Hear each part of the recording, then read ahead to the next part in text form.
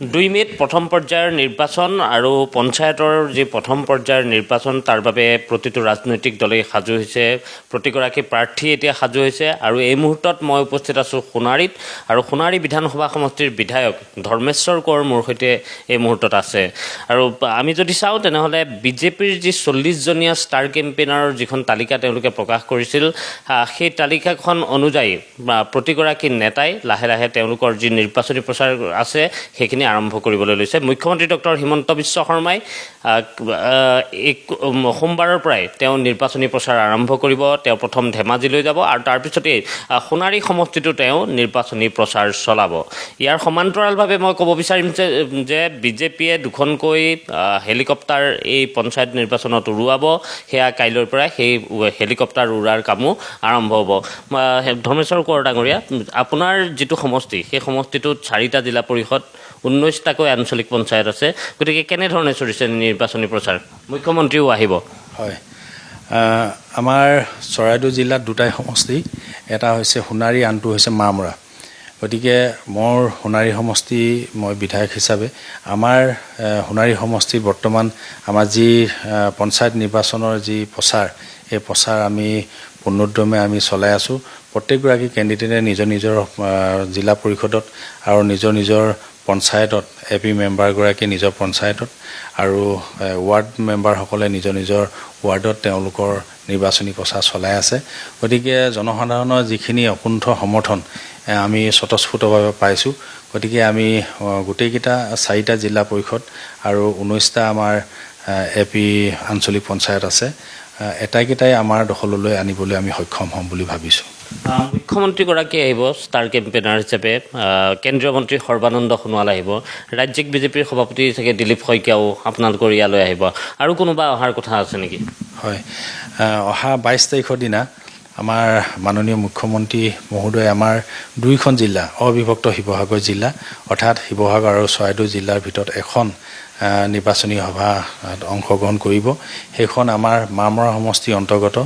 আমাৰ লাকুৱা গোমধ কোঁৱৰ ৰাজহুৱা খেলপথাৰত আমি এই ভেনু হিচাপে আমি লৈছোঁ আৰু তাতেই আমি প্ৰায় 25,000ৰো অধিক জনসাধাৰণক আমি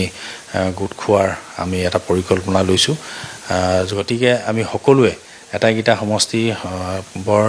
কঠিন নহ'ব এটাইকেইটা সমষ্টিৰ পৰা আমি 5টা বিধানসভা সমষ্টিৰ পৰা তাত আমি প্ৰায় 25-36,000 মানুহ গোটোৱাটো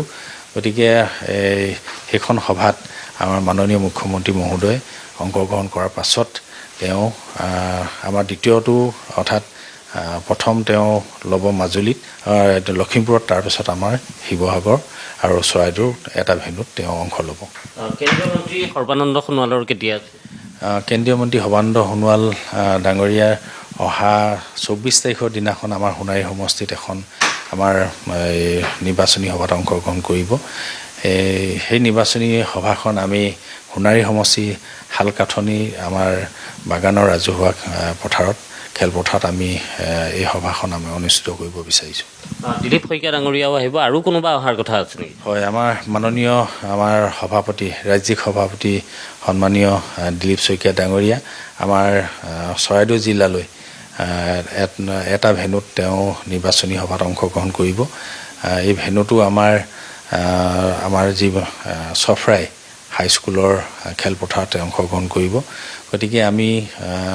তেখেতৰ নিৰ্বাচনী সভাখনত আমাৰ 2টা সমষ্টিৰ পৰা আমি বিপুল সংখ্যক জনসমৰ্থন আমি তাত সমাগত কৰোৱাৰ এটা পৰিকল্পনা লৈছোঁ পঞ্চায়ত নিৰ্বাচনটোক যদি আমি চাওঁ যে পঞ্চায়ত নিৰ্বাচনটো শেষ হ'ব তাৰপিছতে 26 কিন্তু আহিলেই গতিকে খুব কম সময় থাকিব মাজত গতিকে পঞ্চায়ত নিৰ্বাচনত যিখিনি কাম কৰিব সেইখিনিয়ে নিশ্চয়কৈ 26ৰ বাবে আপোনালোকৰ এটা ৱাৰ্ম আপ বুলি ক'ব পাৰি যে পঞ্চায়ততে ৱাৰ্ম আপখিনি আপোনালোকৰ হৈ যাব হয় পঞ্চায়ত নিৰ্বাচনত আমি জয়ী হ'ব পাৰিলেই পঞ্চায়ত নিৰ্বাচনত আমাৰ ভোটৰ সংখ্যা আমি বৃদ্ধি কৰিব পাৰিলে আমি নিশ্চিত হ'ম আমি যে যোৰহাট লোকসভা সমষ্টিটোত যদিও আমি পৰাজিত হৈছিলোঁ কিন্তু আমি এই পঞ্চায়ত নিৰ্বাচনত যে আমি সকলো পঞ্চায়ততে যে আমি দখল কৰিবলৈ সক্ষম হ'ম এইটো প্ৰায় আমি নিশ্চিত হৈছোঁ কাৰণ জনসাধাৰণৰ যিখিনি অকুণ্ঠ সমৰ্থন জনসাধাৰণে পোৱা যিখিনি সুবিধা এই সুবিধাখিনিৰ প্ৰতি তেওঁলোকে লক্ষ্য ৰাখি আমাৰ দলৰ প্ৰতি যিখিনি তেওঁলোকৰ মৰম বা শ্ৰদ্ধাৰ আমি দেখিবলৈ পাইছোঁ গতিকে আমাৰ দলে সংখ্যাগৰিষ্ঠতা পোৱাটো প্ৰায় নিশ্চিত গৌৰৱ গগৈৰ যিটো ট্ৰেণ্ড আছিলে লোকসভা নিৰ্বাচনত আপুনি স্বীকাৰ কৰক বা অস্বীকাৰ কৰক গৌৰৱ গগৈৰ ট্ৰেণ্ড এটা আছিলে লোকসভা নিৰ্বাচনত কি ভাবে যে সেই গৌৰৱ গগৈৰ ট্ৰেণ্ড এতিয়াও চলি আছে নে শেষ হ'ল ট্ৰেণ্ড নাই গৌৰৱ গগৈ ট্ৰেণ্ড ইয়াত এতিয়া আৰু নচলিব কাৰণ কেলৈ গৌৰৱ গগৈ যি মিছা প্ৰতিশ্ৰুতি দিছিল আজি জনসাধাৰণে আজি পদে পদে সেই ফল পাবলৈ সক্ষম হৈছে আৰু তেখেতে যে মিছা প্ৰতিশ্ৰুতি দিছিল এই কথাখিনি আজি সকলো জনসাধাৰণে উপলব্ধি কৰিছে আজিলৈ প্ৰায় 6-7 মাহৰ আগত তেখেতে ইয়াৰ পৰা নিৰ্বাচিত হৈ গৈছিল যোৰহাট লোকসভা সমষ্টিৰ পৰা আমাৰ সাধাৰণে যোৰহাট লোকসভা সমষ্টিবাসী ৰাইজে তেখেতক এটা বিশ্বাসত লৈ তেখেতক বিপুল ভোটত জয়ী কৰাইছিল যদিও কিন্তু আজি তেখেতৰ যি মিছা প্ৰতিশ্ৰুতি যে অসাৰ আৰু তেখেতে যে আজি সমষ্টিবাসীক একো দিব পৰা নাই বা দিব নোৱাৰেও ভৱিষ্যত যিহেতু আমাৰ নিজৰ দলৰ চৰকাৰ আছে চেণ্ট্ৰেলতো আমাৰ দলৰ চৰকাৰ অসমতো আমাৰ দলৰ চৰকাৰ গতিকে তেওঁ দিব পৰাখিনি ইয়াত যে নাই সেইখিনি সৰ্বসাধাৰণ ৰাইজে তেওঁলোকে বুজি পোৱা নাছিল কিন্তু গৌৰৱ গগৈৰ কথা এই মানুহে অন্ততঃ ডেকাচামে যিখিনি এটা কথা উপলব্ধি কৰি তেখেতক আজি বিপুল সমৰ্থন আগবঢ়াইছিল আজি সেই সমৰ্থন প্ৰায় শূন্য হৈ গৈছে বুলি ক'ব পাৰি মানে যিসকলে গৌৰৱ গগৈক সেই সময়ত ভোট দিছিলে সেইখিনি ক'ৰবাত তেওঁলোকে ভুল কৰা বুলি আপুনি ক'ব বিচাৰে নেকি মোৰ মতেতো ভুলেই কৰিলে কাৰণ কেলে যদি প্ৰকৃততে ৰাইজক যদি উন্নয়ন লাগে আৰু ৰাইজে যদি বিচৰা ধৰণে যদি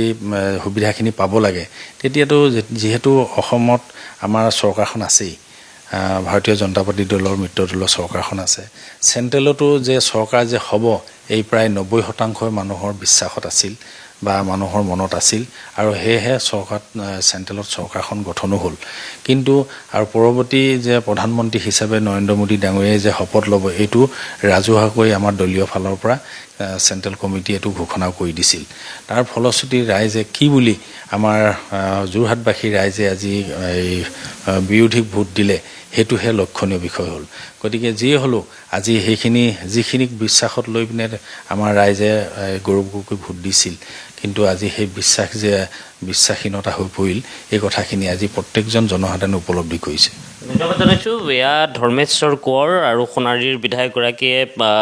গৌৰৱ গগৈৰ প্ৰসংগটো আমি 2024 যিটো লোকসভা নিৰ্বাচন সেই লোকসভা নিৰ্বাচনটো যদি চাওঁ তেনেহ'লে লোকসভা নিৰ্বাচনটোত আমি দেখিছিলোঁ যে আন সমষ্টিৰ কথা সুকীয়া আছিল আৰু যোৰহাট সংসদীয় সমষ্টিৰ কথা সম্পূৰ্ণ সুকীয়া হৈ পৰিছিল এটা ট্ৰেণ্ড চলিছিল গৌৰৱ গগৈ ট্ৰেণ্ড আৰু এতিয়া ধৰ্মেশ্বৰ কোঁৱৰ ডাঙৰীয়াই কৈছে যে সেই ট্ৰেণ্ড এতিয়া নাই যিসকলে ভোট দিছিল সেইখিনিয়ে ক'ৰবাত তেওঁলোকে বিশ্বাসহীনতাত ভোগাৰ দৰে তেওঁলোকৰ কথা হৈছে এই মতে নিতুমণি প্ৰধান আছে চৰাইদেউ জিলা বিজেপিৰ সভানেত্ৰী নিতুমণি প্ৰধান ডাঙৰীয়ানী কেনেধৰণে চলিছে গোটেই নিৰ্বাচনী প্ৰচাৰ ৰণকৌশল আপোনালোকৰ পৃষ্ঠা প্ৰমুখ থাকে আপোনালোকে ঘৰ সম্পৰ্ক অভিযান আপোনালোকে কৰে গতিকে এই গোটেই যিখিনি আপোনালোকৰ বিশেষকৈ সাংগঠনিক যিখিনি কাম কাজ বিজেপিৰ কথা যেতিয়া পতা যায় তেতিয়াই বিজেপিৰ সংগঠনৰ কথাই কোৱা যায় নমস্কাৰ মই আমাৰ যি ভাৰতীয় জনতা পাৰ্টি চৰাইদেউ জিলাত আমাৰ যি পঞ্চায়ত আগন্তুক পঞ্চায়তলৈ যি আমি ৰণকৌশল কৰি আছোঁ আমি সেইখিনিলৈ বহুত সুখী কাৰণ আমাৰ সকলো 8টা আমাৰ ইয়াত ZPC আছে আমাৰ 2টা সমষ্টিত সোণাৰী আৰু মাহমৰাত আমাৰ 8টা ZPCত আমি তেওঁলোকৰ মাজত আমি প্ৰভাৰী সহপ্ৰভাৰী বনাই দিছোঁ আমাৰ প্ৰত্যেক পঞ্চায়তত আমি প্ৰভাৰী সহপ্ৰভাৰী দি আমি ধুনীয়াকৈ কাম কাজখিনি আগবঢ়াই লৈ গৈ আছোঁ আৰু সকলো আমাৰ কাৰ্যকৰ্তা ধুনীয়াকৈ এইখিনি কাম কৰি আছে আৰু আমি যেনেকৈ কাম কাজ চলি আছে আমি অনুভৱ কৰিছোঁ যাতে আমি 100% মানে আমি জয়ী হ'ম বুলি অনুভৱ কৰিছোঁ এইখিনি ক্ষেত্ৰত মানে সাংগঠনিক কাম কাজ আপোনালোকৰ সংগঠনৰ শক্তি ঠিকে আছে ঠিক আছে পৃষ্ঠা প্ৰমুখৰ কাম চলি আছে আমাৰ বুট লেভেলৰ মানুহখিনি বুটৰ পৰ্যায়ত কামখিনি কৰি আছে আমাৰ যি শক্তি কেন্দ্ৰৰ ইনচাৰ্জসকল তেওঁলোকে নিজৰ কাম কৰি আছে সকলোকে আমি দায়িত্ব এনেকৈ ভগাই দিছোঁ তেওঁলোকে নিজৰ দায়িত্ব পালন কৰি আছে ধুনীয়াকৈ কি গোটেই চৰাইদেউ জিলাখনত আপুনি তেওঁ সোণাৰী সমষ্টিৰ কথা ক'ব পাৰে আপুনি চৰাইদেউ জিলাখনৰে কথা যিহেতু ক'ব পাৰে যে মাহমৰা সমষ্টি আৰু সোণাৰী সমষ্টি এই দুইটা সমষ্টিৰ যিমানখিনি ZPC আছে যিমান AP আছে চব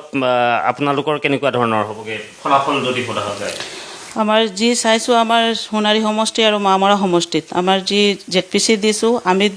চবৰ ৰাইজৰ মতামত লৈ আমি প্ৰাৰ্থী আমি নিৰ্বাচন কৰিছোঁ আৰু যিসকলক দিছোঁ আমাৰ মানে অভিজ্ঞ আছে যে তেওঁলোকে ভালকৈ কৰিব আৰু ৰাইজৰ লগত ওচৰত গৈছে তেওঁলোকে ৰাইজক যি কৰিব লাগে যেনেকৈ তেওঁলোকে প্ৰতিশ্ৰুতি দিছে কৰিব লাগে সেনেকৈ কৰিছে আৰু আমাৰ যি ভাৰতীয়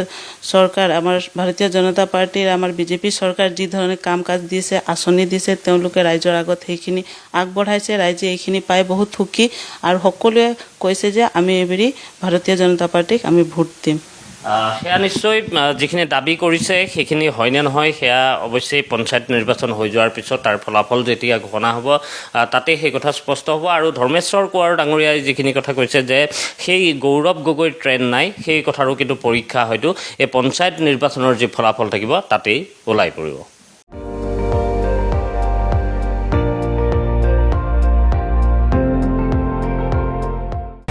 আপুনি চাই আছে ND24 সৰ্বশ্ৰেষ্ঠ নহয় সৰ্বোত্তমৰ দৌৰ